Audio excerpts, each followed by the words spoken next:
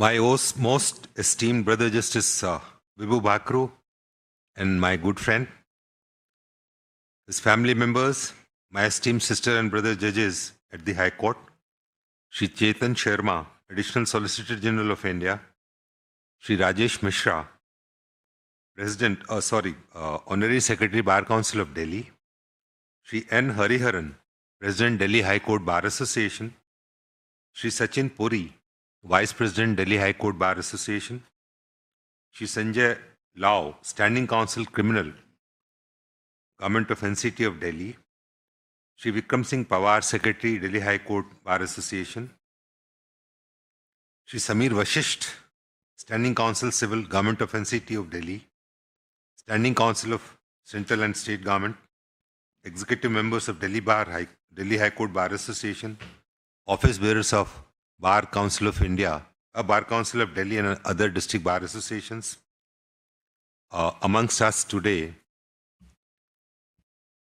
are Justice B.D. Ahmed, former Chief Justice, J&K High Court, Justice Rekha Palli, our own, members of bar, members of registry, ladies and gentlemen. A very good afternoon to all of you.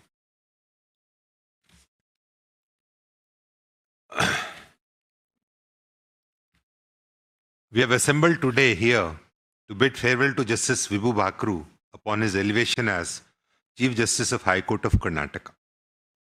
Justice Bakhru was born in Nagpur on 2nd November 1966, a year younger to me.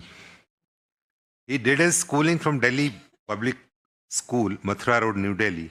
After completing his schooling, he enrolled as a student with the Institute of Chartered Accountants of India and commenced his articleship with Thakur Vaidyanath Iyer and Company on 21st March 1985. Thereafter, he enrolled for graduation and earned the degree of Bachelor's of Commerce from Delhi University in 1987. After completion of BCom Honours, Justice Bakhru cleared his final examination for Chartered Accountancy from the Institute of Chartered Accountants of India in 1989. In 1990, Justice Bakhru completed his LLB and got enrolled as an advocate with Bar Council of Delhi in the same year. As an advocate, he actively participated in the Supreme Court, High Court of Delhi, Company Law Board, and various other forums and tribunals. In recognition of his experience and intellect, Justice Bakhru was designated as Senior Advocate by this court on 28th of July 2011. Soon thereafter, on 17th April 2013, Justice Bakhru responded to the call of public service and was appointed as Additional Judge of High Court of Delhi. He was made permanent on 18th March 2015. Notably, from December 5th, 2024 to 21st January 2025, Justice Bakhru has also served as the Acting Chief Justice of this court. Justice Bakhru has served this institution in different capacities. For a period spanning over 35-36 years, he served as an advocate, a senior advocate, and for over a decade now, he has been serving on the bench of this court. As a judge, it would not be an overstatement to say that he has always been quite popular with the bar. His calm and composed demeanor makes his courtroom a pleasant place for all the stakeholders. Justice Bakhru is known to be a man of few words in his court, and his style of working is a delicate mix of patience and firmness. During his tenure as a judge of this court, Justice Bakhru presided over multiple rosters and delivered various decisions of key public importance. Of the multiple subjects matters that arrived for adjudication in his court, he has contributed most significantly to the development of intellectual property laws, arbitration, taxation, criminal law, and constitutional law. And the debate as to where he excelled will keep on going. He excelled the most will keep on going. Justice Bakhru has a deep understanding of the commercial laws, and it has enabled him to forensically arrive at the core of the complex commercial legal issues in order to decide effectively and swiftly. His presence on the bench of this court has greatly benefited this institution and has been a boon for the lawyers and litigants alike. Justice Bakhru's contributions are not limited to his judicial output, as he has also contributed immensely on the administrative side of this court. He has been a part of various key committees of the court, and his valuable inputs have been instrumental in dealing with issues emerging from time to time. The effort and time of a judge in dealing with administrative issues often go unnoticed, as it happens beyond the courtrooms and it is generally not talked about. However, all administrative decisions are backed by extensive deliberations amongst the judges and other stakeholders, which require a strong commitment, as time is that luxury that judges do not have. Justice Bakhru has always ensured that administrative issues receive timely attention and are dealt expeditiously and decisively. Justice Bakhru's role in the evolution and functioning of Delhi Institutional Arbitration Center is significant, which deserves a special mention. With the help of members of the committee, Justice Bakhru has led the center with unparalleled vision and dedication. Under his leadership, the center has grown significantly in terms of number of arbitrations being handled by it, and has also hosted 2 editions of Delhi Arbitration Week, an international arbitration conference. It is a moment of great honor for Justice Bakhru and a matter of pride for all of us that a judge of this esteemed institution is being elevated as the Chief Justice of High Court of Karnataka, whereas it is a great loss for this institution as one of the senior most members of the bench is going to leave us. However, I have no doubt that his presence is going to be highly beneficial for the High Court of Karnataka and the district judiciary in the state of Karnataka. Territorially, the state of Karnataka is bigger than Delhi, and the administrative challenges are also going to be different, both qualitatively and quantitatively. Having said that, I'm confident that it is going to be a great learning experience for Justice Bakhru. His association with this institution is fairly long, and it cannot be gainsaid that this parting is going to be tough for him. Brother, I may only say that this institution is going to miss you, and you shall always have a seat of permanence in the hearts of those whose lives have been touched by your decisions and conduct. Justice Bakhru may have a lot to miss in Delhi, but if there is one thing that he is certainly not going to miss in the pleasant Bangalore weather, it is the harsh summer of Delhi, which he is leaving behind for the good. On my behalf and on behalf of this court, I wish you the very best for your time in Bangalore. We pray for your good health for all times to come. Thank you.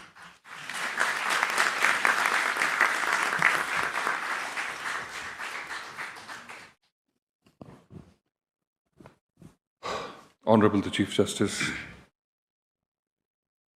the man of the hour and the man of the moment, Chief Justice Designate Honorable Vibhu Bakhru, Honorable Judges of this Honorable Court, to my right, Ma'am Pallavi Bakhru, the redoubtable lady who can set aflutter the pulse rate which otherwise remains constantly at 48. Chief Justice B.D. Ahmed Sahab, it's a great privilege and pleasure in having you here.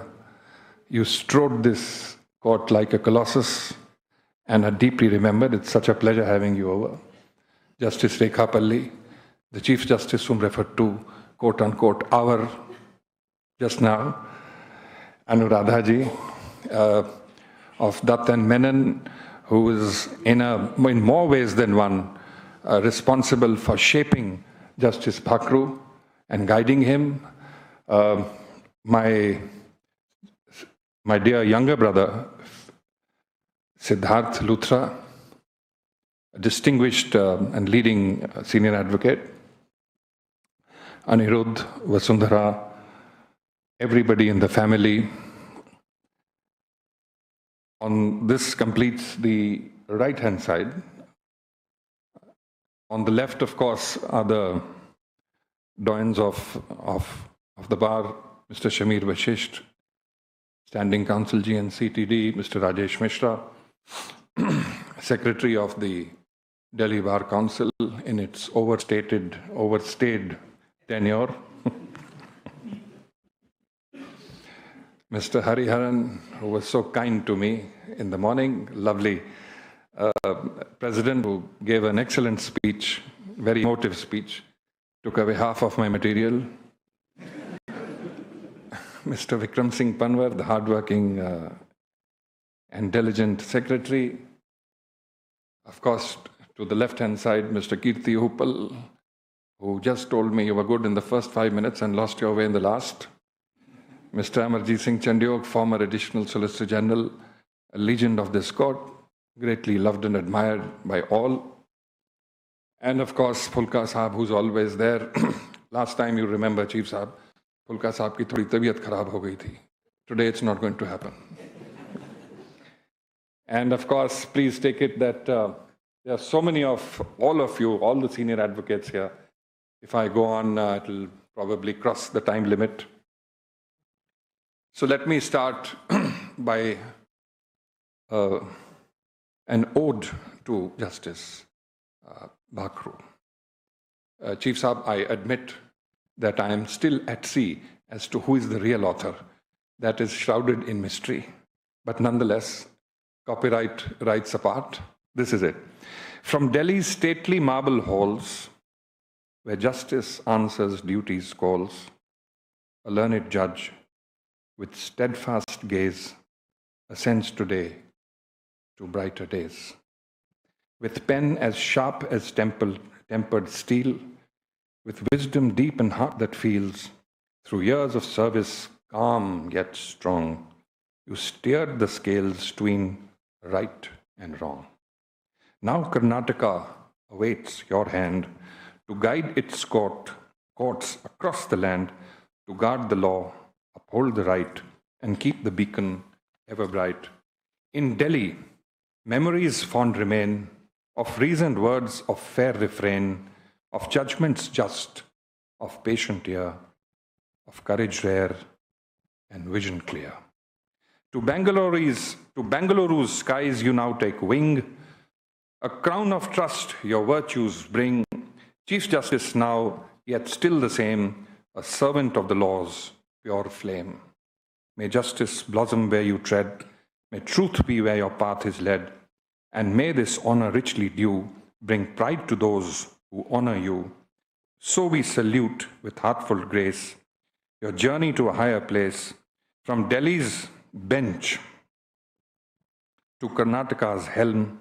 Long may you reign in justice's realm.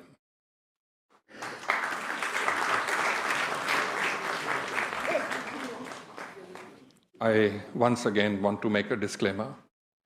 This is not my hand at poetry, and the author remains as much shrouded as he was. But yes, once Justice Bakhru, you said, "Mujhe batao Vibhu ka arth kya hota hai?"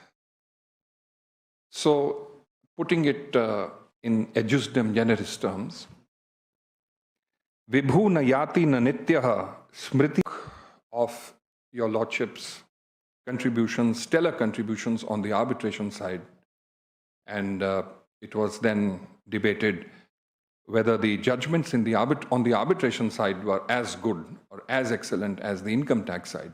But I think all over in all jurisdictions, Justice Bakhru, you have delivered judgments which will show the light and are absolutely brilliant pieces of authorship and analysis. Amongst them, Eco Green Energy Gwalior Private Limited versus Commissioner of Municipal Corporation Gwalior. I'm not getting into the brass tacks of it, but you decided what should be the place of jurisdiction, because a lot of citers place substantive law, procedural law, Bhartiya International, so on and so forth. It was clouded beyond recognition. So your lordship said that the rules of arbitral institutions are procedural and secondary to the actual arbitration agreement and do not independently determine the place of arbitration, whereas a line of judgments was otherwise, but this holds the field. X versus State Government of NCT of Delhi. The court noted that continuing an intimate relationship over a significant period of time cannot be considered involuntary or solely motivated by a marriage promise. This also had its effect on what would constitute the offense of 376.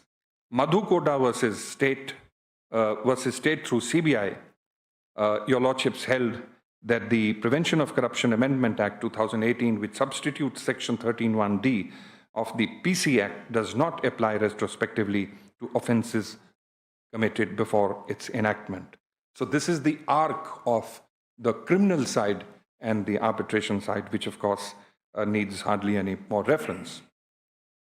In Ministry of Youth Affairs versus Agility Logistics in 2022, your lordships held that the claims raised before the arbitral tribunal cannot be rejected merely because they were not mentioned in the Section 21 notice, which goes on to show that your lordships always approached a matter with technical finesse in hand, yes, with rules and regulations intact, yes, but approached it and decided it with the substantive substratum that it deserved.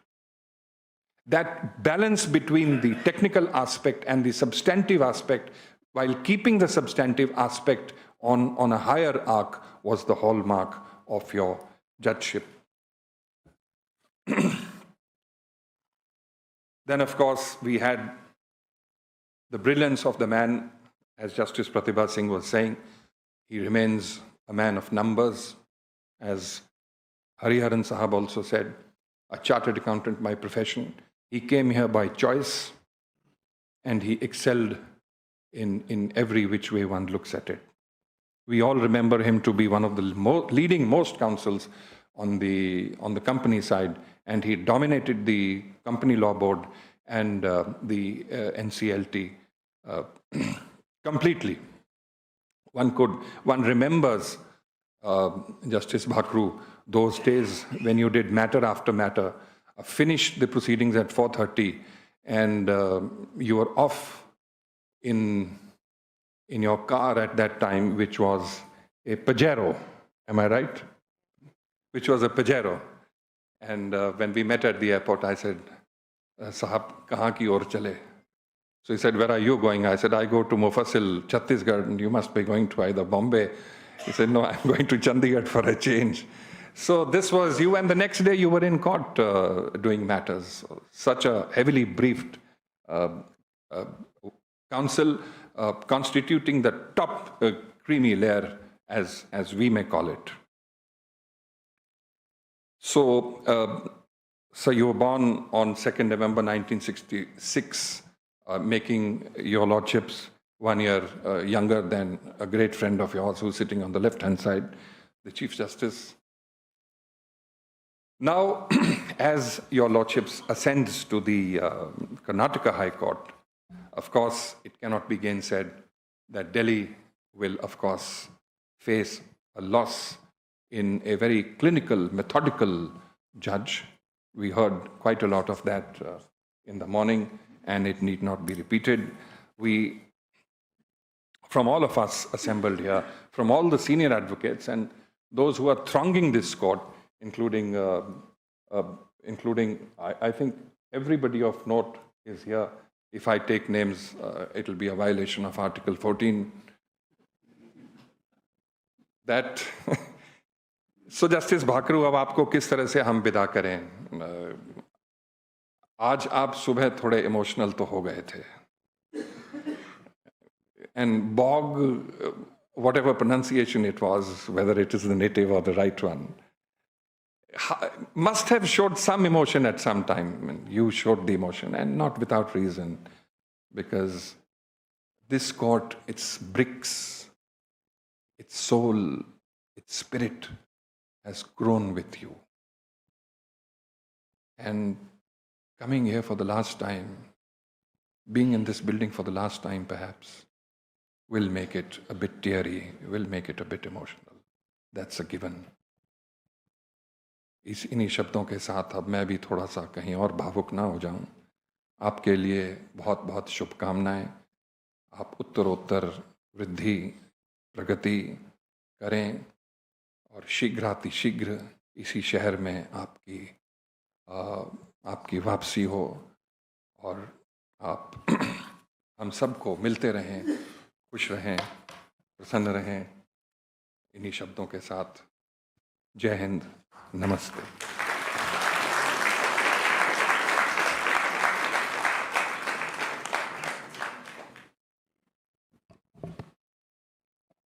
The Honorable the Chief Justice, Shri Devendra Kumar Upadhyay sir, Honorable Justice Vibhu Bakhru, and the companion Honorable Judges, family members of Honorable Justice Vibhu Bakhru, Justice B.D. Ahmed sir, Justice Rekha Palli, Siddharth Luthra sir, Reverend Shri Chetan Sharma ji, Learned Traditional Solicitor General of India, Shri Rajesh Mishra, Secretary Bar Council of Delhi, Shri Ajendra Sangwan, former Secretary and Member Bar Council of Delhi, Shri Sanjay Law, Standing Counsel Criminal GNCTD, N. Hariharan Sir, Shri Sachin Puri, Shri Vikram Pawar, the President, Vice President and Learned Secretary of Delhi High Court Bar Association, my team of panel lawyers of GNCTD, all my learned seniors and younger colleagues.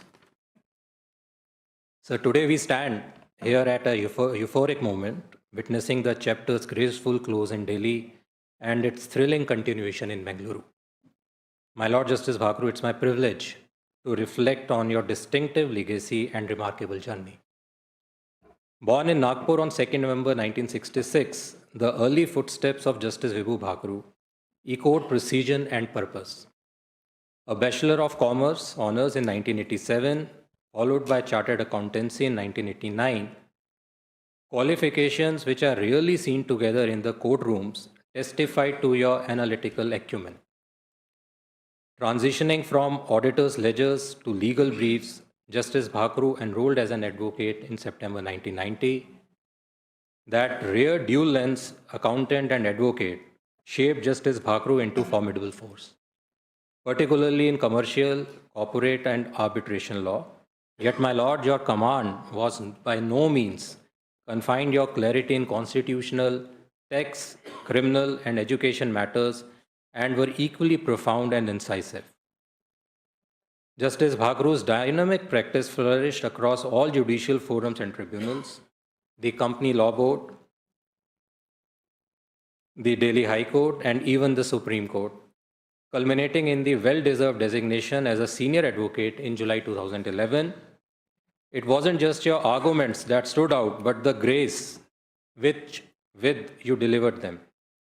Lawyers across the board remember your warmth, an approachable smile, the gracious nod of acknowledgement, a calm courtroom presence. Yet beneath that genial exterior lay a judge who always meant business. You listened patiently, but always moved with purpose.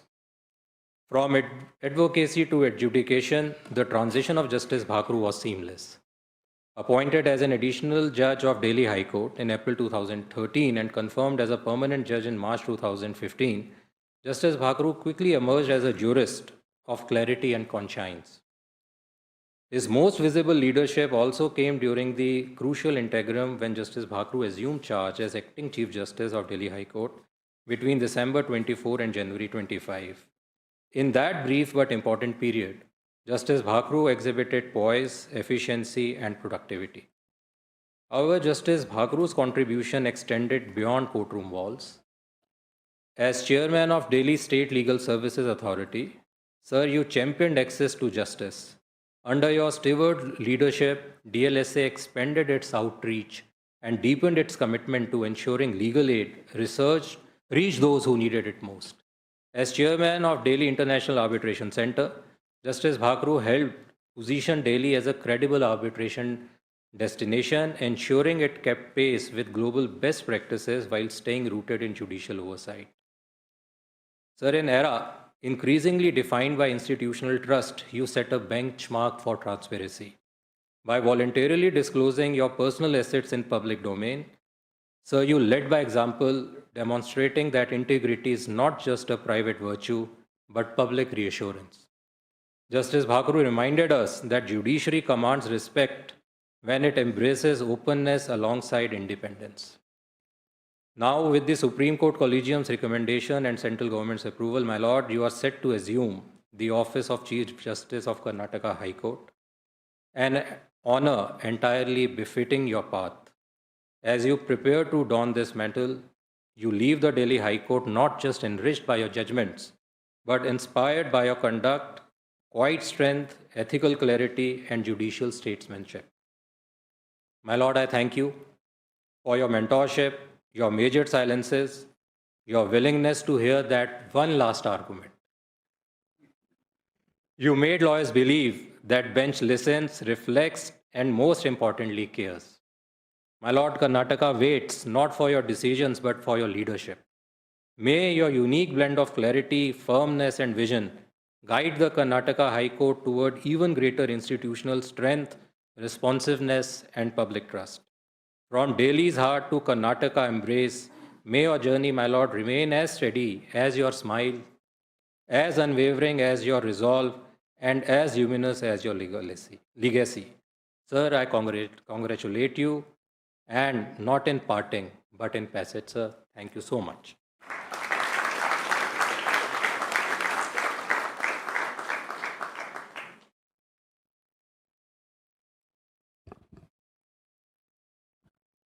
Honorable Mr. Justice Devendra Kumar Upadhyay, Chief Justice Delhi High Court.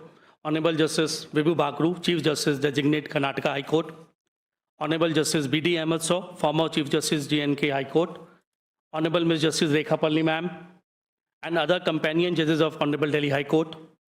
Mr. Chetan Sharma, Learned Additional Solicitor General of India and Chairman Designate BCT.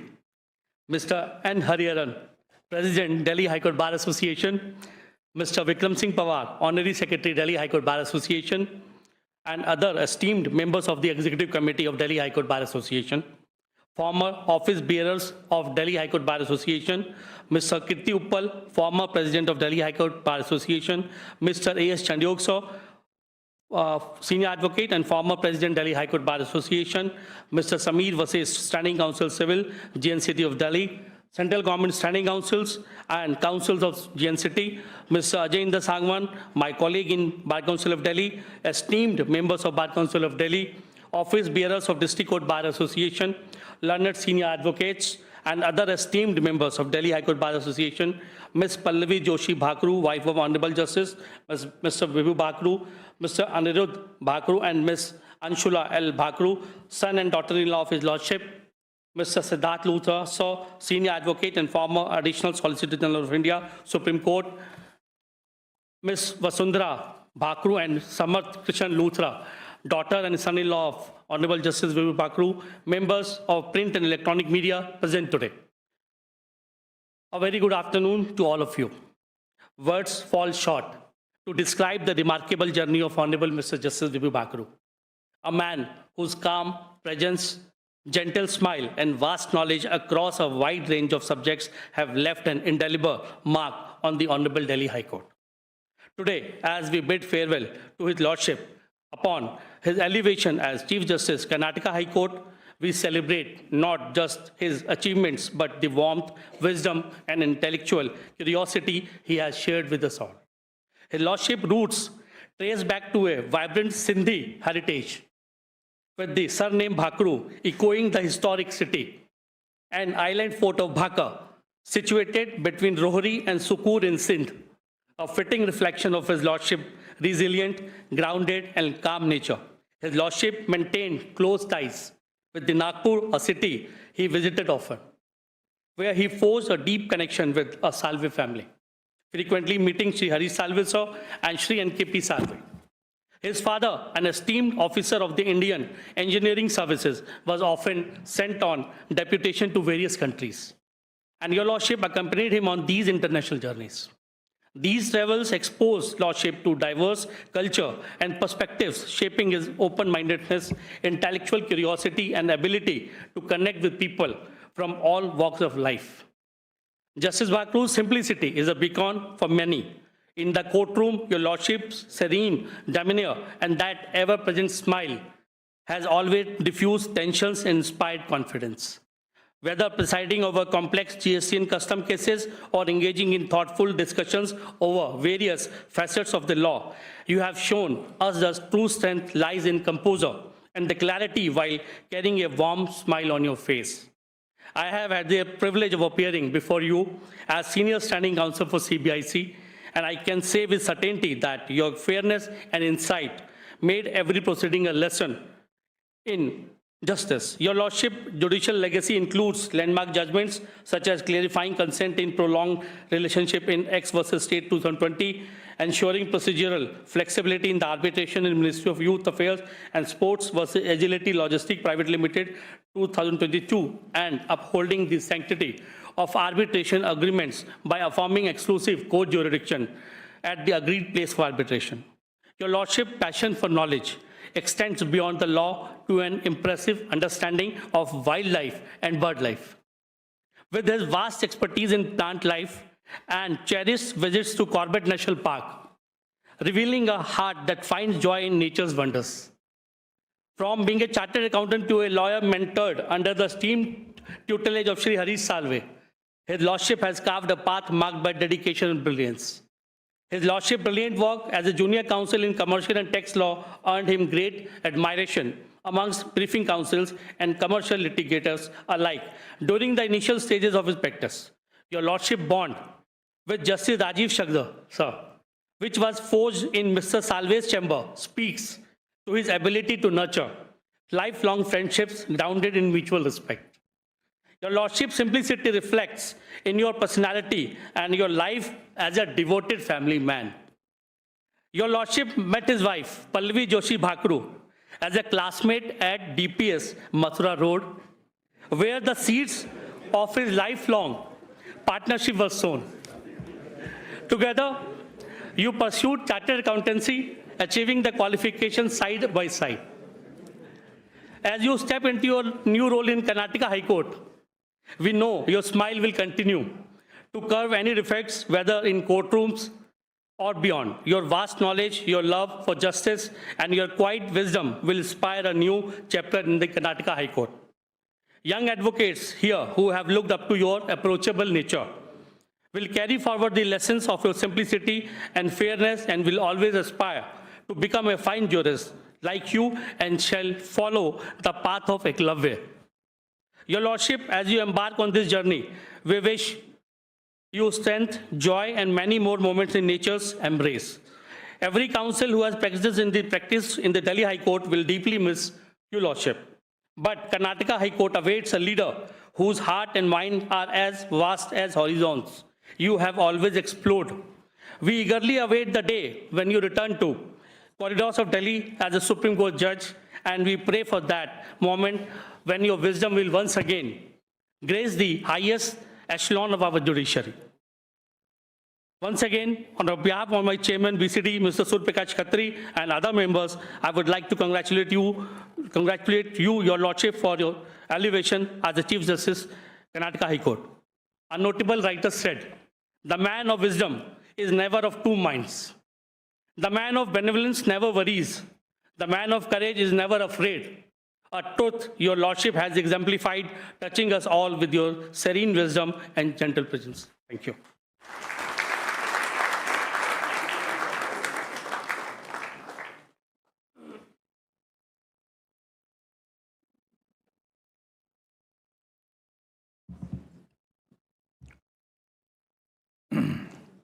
Honorable Chief Justice Devendra Kumar Upadhyay ji, Honorable Chief Justice Designate Karnataka High Court, Justice Vibhu Bakhru, all companion judges of this full court, Honorable Chief Justice Badr Duraiz Ahmed, it's an honor to have you here, sir. We learned our baby steps in front of him, if I could say that. Honorable Justice Rekha Palli. As my learned friend said, I am yet to finish with the right side.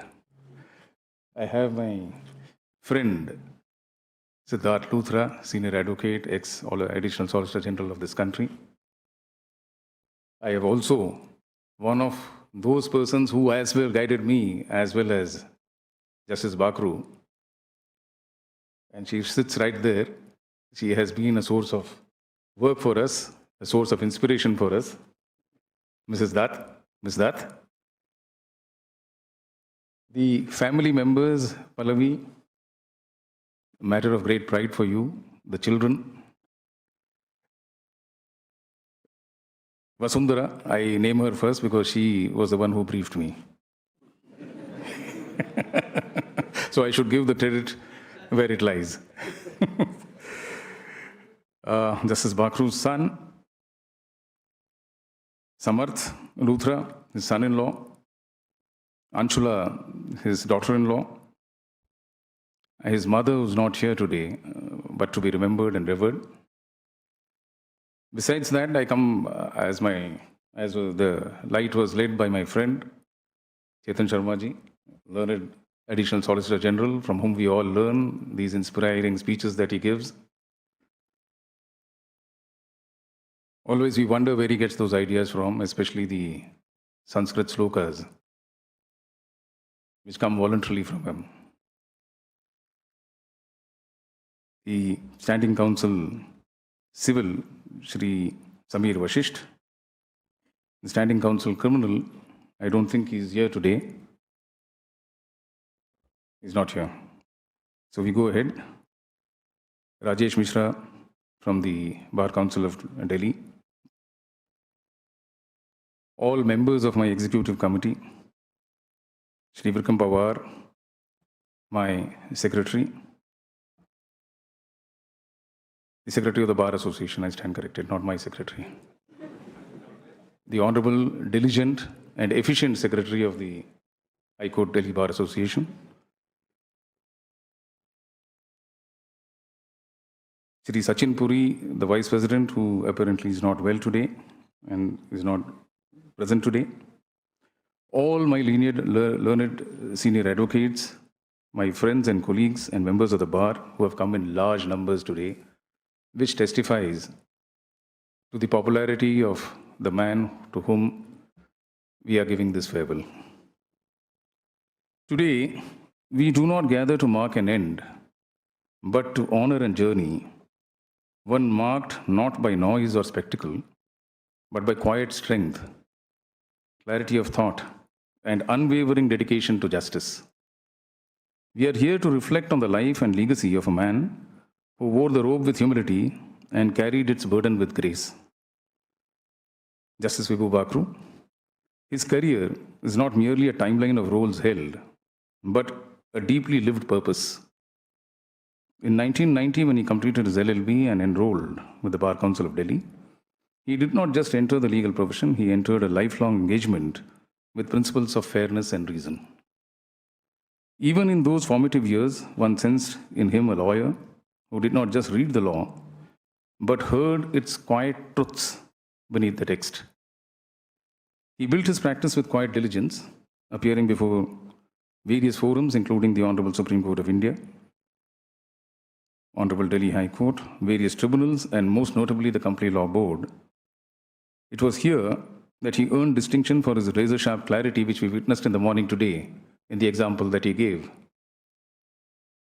That little nuance in understanding that how the section was to be interpreted was really illuminating.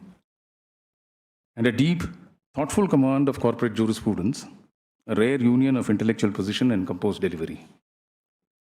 In 2011, the Delhi High Court acknowledged what many already knew and designated him as a senior advocate. But more than an accolade, it was an affirmation that this was a man who treated law not merely as a means of persuasion, but as a disciplined craft refined through silence, study, and sincerity.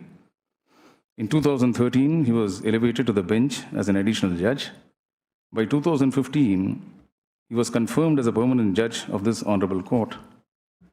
And today, nearly 10 years later, we find him being designated as the Chief Justice of the Karnataka High Court. I think it was quite a short journey and a meteoric rise, if I could say that. Over the years, his courtroom came to reflect who he was. not a space for drama or theatrics. So most of us criminal lawyers who thrive on theatrics would find it difficult in his court. Anyway, but one of order, patience, and deep reasoning. A place where the law was handled not with haste, but with care. He spoke little, but when he did, it carried the weight of a mind fully immersed in his work and a heart wholly committed to law. And when the institution called again, he rose without hesitation. In December 2024, upon the elevation of Justice Manmohan to the Supreme Court of India, Justice Bakhru was appointed acting Chief Justice of the Delhi High Court.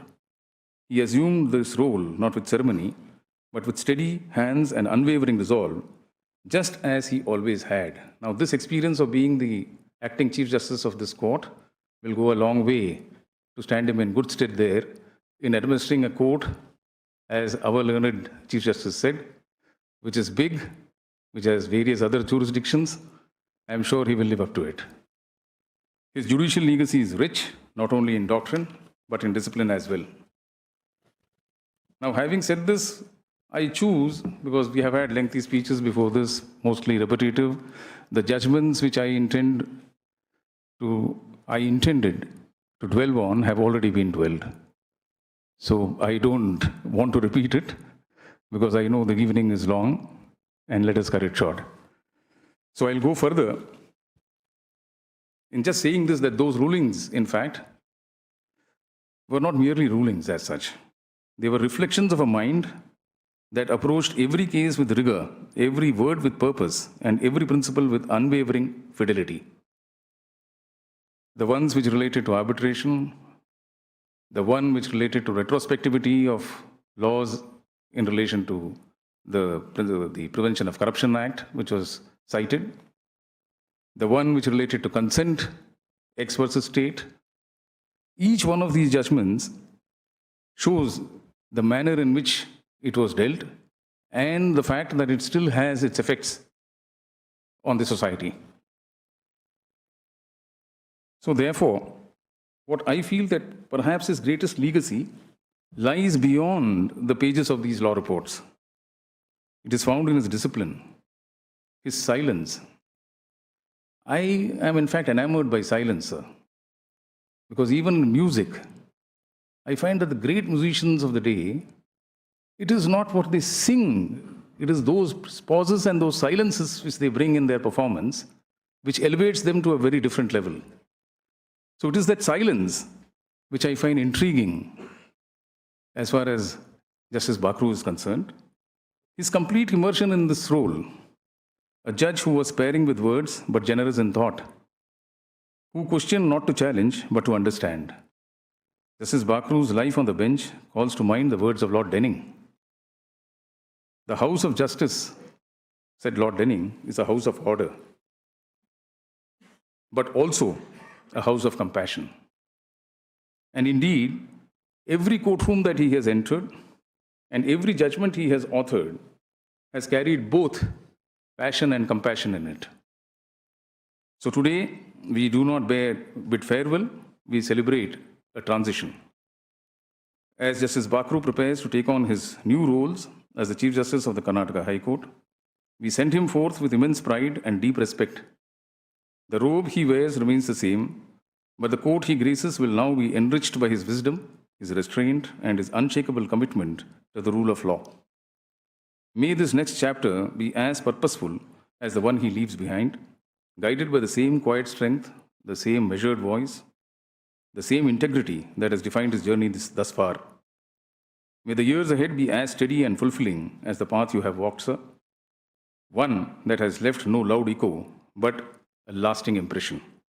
Thank you, sir, for being the kind of judge whose silence often said more than speeches, and whose legacy lies not only in verdicts, but in the unwavering virtue behind them. Thank you so much.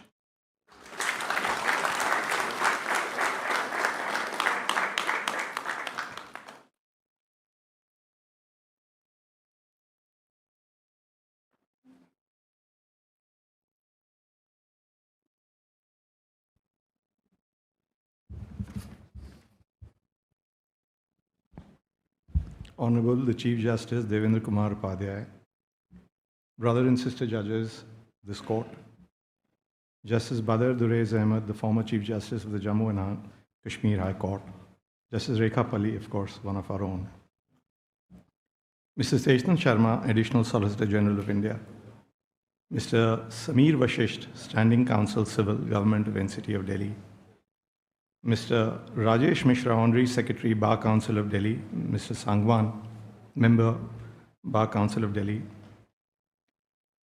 Mr. Hariharan, President of Delhi High Court Bar Association and my good friend, Mr. Panwar, Secretary, Bar Association, Delhi High Court Bar Association, all the senior advocates, members of the bar, ladies and gentlemen. Thank you for being here today. It is with a full heart that I bid farewell to this court, which has been more than a place of work for the last 36 years. I come from a family of engineers and doctors. My father was an engineer. His elder brothers, one was an engineer and the other a surgeon. His sister was a doctor. My only sibling, my elder sister, is a doctor. I too was on the way to be a doctor. My sister was in AFMC, that's Armed Forces Medical College, and I had some really enjoyable times there. I wanted to get into AFMC and very nearly did. I did participate in the entrance process but did not go through with it. Joining AFMC in the year 1984, the year I completed my schooling, also meant that one would have to accept permanent commission in the armed forces, which I was quite excited to do. But my sister, whose advice I valued, put her foot down. She insisted that if I wanted to become a doctor, I should join some other college so that I could go on and complete the specialization of my choice without a break. However, I had not taken any other entrance examination. I also realized that I wanted to go to AFMC and not necessarily become a doctor. My father, who was a man of few words, suggested that I become a petro engineer, which he said was a sunrise industry. Well, I thought about it and I told him I wanted to do law. He says, that's fine, but there are no jobs for lawyers. So I said, I'll do CA. In the eventuality I can't make a living by profession of law, I would certainly get a job as a CA. 1984 was the last year that one could give the entrance examination after +2. As luck would have it, I cleared it. The results were declared in March 1985, and I immediately joined a well-known firm of chartered accountants, Thakur Vedanat Iyer and Company, as an article clerk. I did my first year BCom honors from PGDAV Evening College, since that was the only college that offered honors program in the evening sessions. My attendance was thin. So the second, third year, I enrolled with the School of Correspondence with the Delhi University. After graduation, I joined Law Center 1 at Mandir Marg. I finished my CA, fortunately, in my first attempt. This was a big thing then. I think it's still a big thing now. The joke going around is that an air hostess never seats a CA next to an emergency exit. If necessary comes, it has to be opened in the first attempt. After doing some odd assignments, I joined the chamber of Mr. Salve. Even before I got my sana, then started coming to the court wearing a black tie. I dabbled in his chamber for about 4 years and eased out to venture on my own. When I first stepped into these corridors as a young lawyer, I couldn't have imagined the path ahead. I never filed in this court or any other. Initially, I got briefs to draft petitions, then to brief seniors and draft submissions, then as a second counsel to senior counsels, and finally to argue matters independently. I also had the honor of being designated as a senior advocate. I distinctly remember it was a Friday evening in February 2012.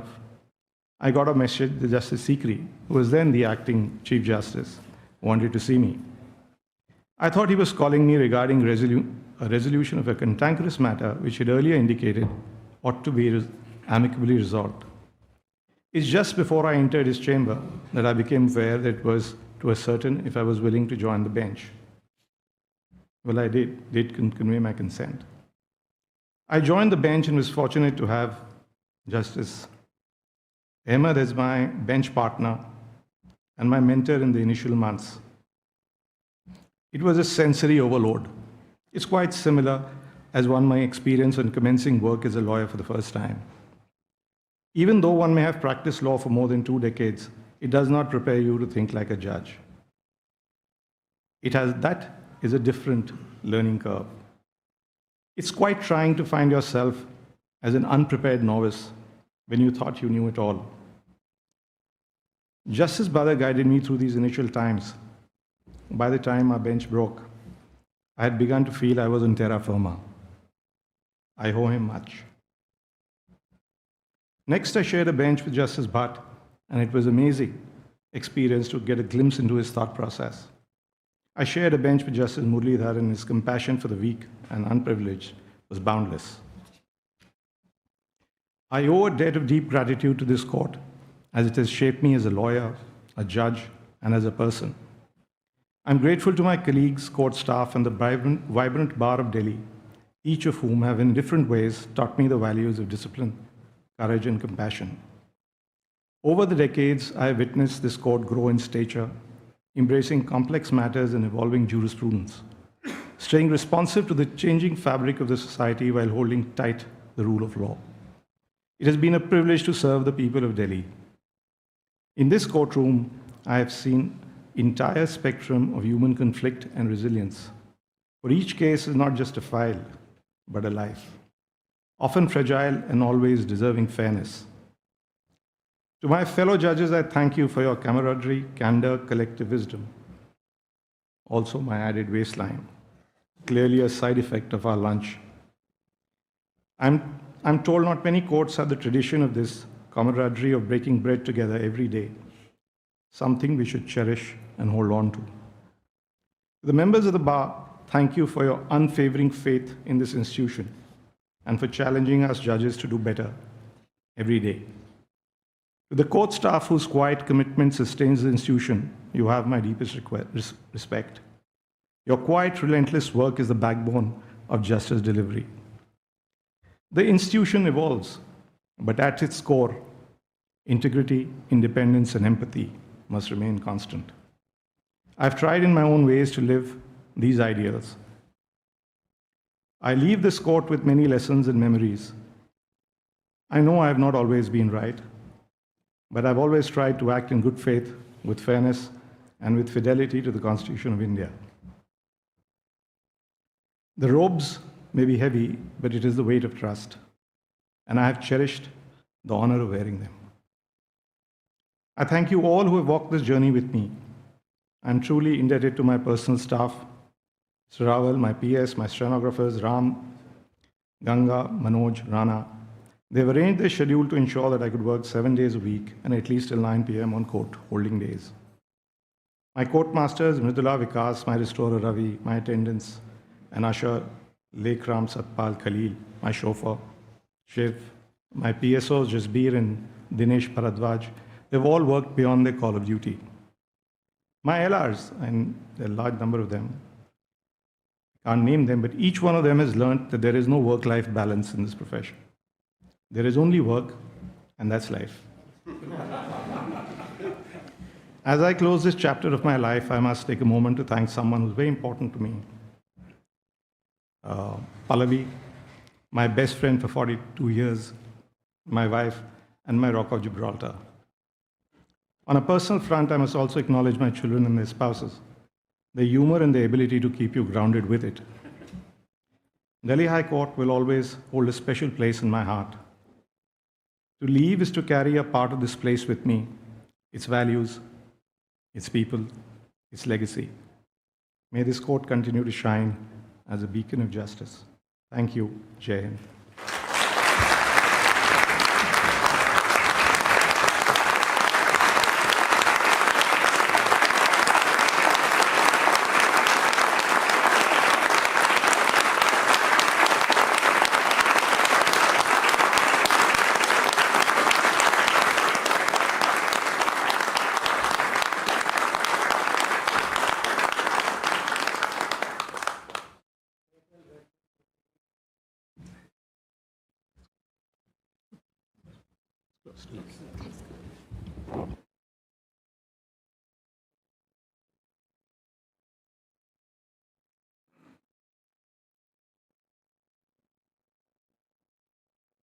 Namaskar.